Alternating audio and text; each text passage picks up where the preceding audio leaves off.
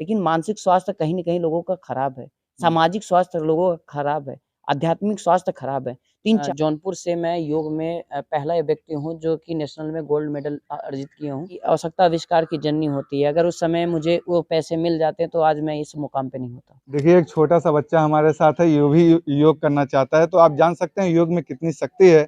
आज हम एक ऐसे शख्स के पास आए हैं, जिन्होंने अपनी इतनी कम उम्र में योग गुरु बनने का अपना सपना साकार किया है। जी हाँ, हम बात कर रहे हैं जौनपुर ज़िले से ताल्लुक़ रखने वाले उत्तम अग्रहरि, जो कि आज हमारे साथ मौजूद हैं और आज हम उनसे बात करेंगे और जानने की कोशिश करेंगे कि क्या कुछ है, जिस उम्र में सब बच्चे जो है डॉक्टर और इंजीनियर बनने की कोशिश करते हैं, उस उम्र में ये योग गुरु बनते हैं। सबसे पहले तो आपका बहुत-बहुत स्वागत है। बहुत-बहुत धन्यवाद ऋषभ जी। आज आप जो है एक ऐसे मुकाम पर हासिल कर चुके हैं, जिसमें आपको किसी पहचान की मोहताज तो नहीं है आप? जी, बिल्कुल देखिए ग्रामीण स्तर से निकल कर आप एक ऊँचे स्तर तक जाने के लिए ना आपको जब पहचान बनानी होती है, तो बहुत संघर्षों का सामना करना पड़ता है। देखिए आप एक ग्रामीण स्तर से जब निकलते हैं, तो आपको कुछ चीज़ें पता नहीं होती हैं कि आप कैसे आगे चलेंगे और कौन-से रास्ते पे आपको जाना है। तो आने वाले समय में इन चीज़ों को हम और हाइलाइट करना चाहते हैं और योग को एक जो प्रधानमंत्री मोदी जी का सपना है कि भारत एक बार फिर से विश्व गुरु बने, तो उसमें हम कहीं न कहीं अपना एक छोटा-सा योगदान एक छोटे ग्रामीण स्तर से जाकर एक भारत को उच्च स्तर पे पहुँचाने का एक काम करेंगे। जिस उम्र में लोग अपने आप को डॉक्टर, इंजीनियर, एडवोकेट, पुलिस बनने की सपना देखते हैं, उसमें आप योग ऐसा क्यों? देखिए, आप अगर योग की बात करें, योग अगर मैं श्रीमद् भागवत गीता की बात करूँ, उसमें 18 अध्यायों के जब वर्णन भगवान श्री कृष्ण करते हैं, तो उसके 18 अध्याय के पीछे योग शब्द जुड़ा है, तो उसकी महत्ता को और उच्च कोटि पे पहुँचा देता है। आज की अगर अवस्था में आप देखेंगे, हर कोई डॉक्टर हो गया, इंजीनियर हो गया या कोई भी व्यक्ति हो गया है, तो वहाँ पर अगर आप देखेंगे तो हर कोई कहीं शारीरिक स्वस्थ आप ज़रूर व्यक्ति को देखेंगे, लेकिन मानसिक स्वास्थ्य कहीं न कहीं लोगों का खराब है। सामाजिक स्वास्थ्य लोगों का खराब है, आध्यात्मिक स्वास्थ्य खराब है। तो इन चारों चीज़ों को बैलेंस करना जो डब्ल्यूएचओ की स्वास्थ्य की परिभाषा है, उसमें कहता है शारीरिक, मानसिक और आध्यात्मिक और सामाजिक जो स्तर होता है चारों तरफ से उस चीज़ को बैलेंस करने का काम करता है योग। तो योग इसलिए मैंने चुना कि सारे लोगों को एकजुटता से रखता है और सारी चीज़ों को बैलेंस करता है। जो आयुर्वेद कहता है त्रिदोषों को बैलेंसिंग करना है, योग बहुत अच्छे से उस चीज़ को सिखाता है। कितने वर्षों से आप इस योग में हैं? मैं 4 जुलाई 2017 को एडमिशन लिया था योग में, इससे पहले मैं क्रिकेट खेलता था। तब जब से योग में आया हूँ, तब से इंटरेस्ट कुछ ज़्यादा बढ़ गया है और इसी में चाहता हूँ कि अपने क्षेत्र और अपने देश और अपने प्रदेश का नाम उच्च करूँ। आप अपने बारे में अपनी परिभाषा दीजिए कि मतलब योग करने का आपका मतलब कितना समय आपको लगा और कितना संघर्ष आपके साथ हुआ था? देखिए, आप कोई भी फ़ील्ड में अगर जा रहे हैं, जब कहते हैं ना कि आपको किसी चीज़ की आवश्यकता होती है, अगर उस चीज़ की आपको पूर्ति उस समय हो जाएगी ना, तो उस चीज़ का महत्व नहीं निकलता है। तो अगर आपको किसी चीज़ की पूर्ति नहीं हो रही है और उस चीज़ का आपको आभास हो रहा है कि ये चीज़ काश हमारे पास होती, तो एक बार आपको उस चीज़ को कहते हैं ना पाने की एक इच्छा जागृत होती है। इच्छाएँ आपको कहीं न कहीं आगे ले जाती हैं। वही इच्छाएँ थी जो मुझे आज आगे ले गई हैं और मैं अपने गाँव और इसके बाद क्षेत्र का नाम कर रहा हूँ। मैं चाहता हूँ कि हमारे क्षेत्र के जो भी बच्चे हैं मतलब जो ग्रामीण स्तर से चाहते हैं कि हमारा एक स्तर नहीं जा सकता है, हम वहाँ तक नहीं पहुँच सकते हैं।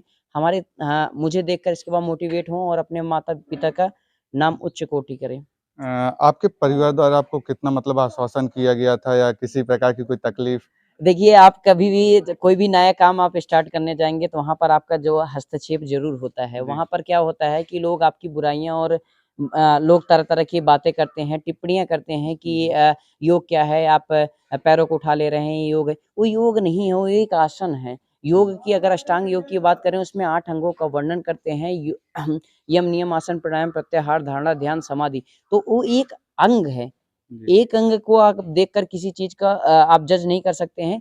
तो जो लोग पहले आपके ऊपर उँगली उठाते होंगे, वही इसके बाद कुछ दिन के बाद जब आप एक अच्छे स्तर पे पहुँच जाएँगे, तो वही लोग आपके लिए ताली बजाएँगे। तो उन चीज़ों को अवॉइड करते हुए अपने काम पर जो आपका लक्ष्य है, आपका ध्येय है, उस पर आप केंद्रित रहिए। परिवार में सबसे ज़्यादा आपका समर्थन किसने किया था? माता-पिता? कोई नहीं किया था और मैं कहते हैं ना कि एक प्रकार से संघर्ष कहते हैं ना कि विरोधाभास का जो जी। होता है ना, मैं अपने घर से एक प्रकार से लड़ाई करके इन चीज़ों में इन्वॉल्व हुआ हूँ और आज कोई उस चीज़ को मतलब मानते हैं कि आगे चल के मैं कुछ इस चीज़ में अच्छा करूँगा। पहले तो किसी ने सपोर्ट नहीं किया था, उनको लगता था कि इंजीनियर और डॉक्टर ही बनना लोगों का एक ध्येय होता है, एक उद्देश्य होता है।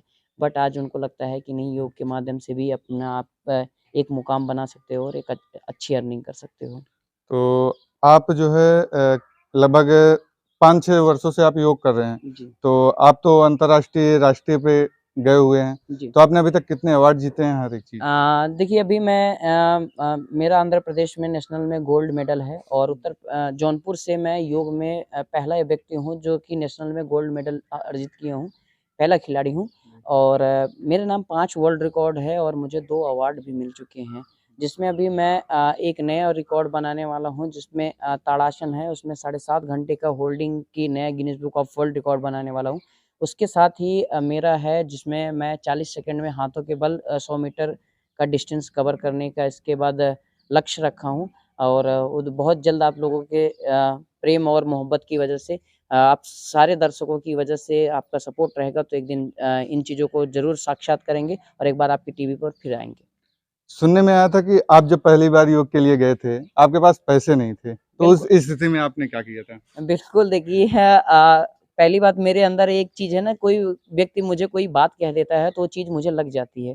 और उस चीज़ को साकार करने के लिए मैं उस चीज़ को हमेशा, जब मैं गलत वे में जाता हूँ तो उस चीज़ को मैं एक सही समय पे इस्तेमाल करता हूँ एज़ ए मोटिवेशन के लिए। जी। जैसे किसी ने मुझे टिप्पणी कर दिया या मुझे किसी प्रकार की कोई चीज़ कह दी, तो उसको उस चीज़ को मैं रखा रहता हूँ, जब मुझे आवश्यकता पड़ती है औषधि के रूप में मैं उसको इस्तेमाल करता हूँ और उससे मोटिवेट होता हूँ।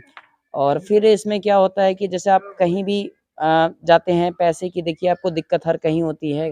पिताजी नहीं थे तो हर कोई सपोर्ट नहीं करना चाहता है, तो अपने हिसाब से लोग देखते हैं। तो कहते हैं ना कि आवश्यकता आविष्कार की जननी होती है। अगर उस समय मुझे वो पैसे मिल जाते तो आज मैं इस मुकाम पे नहीं होता।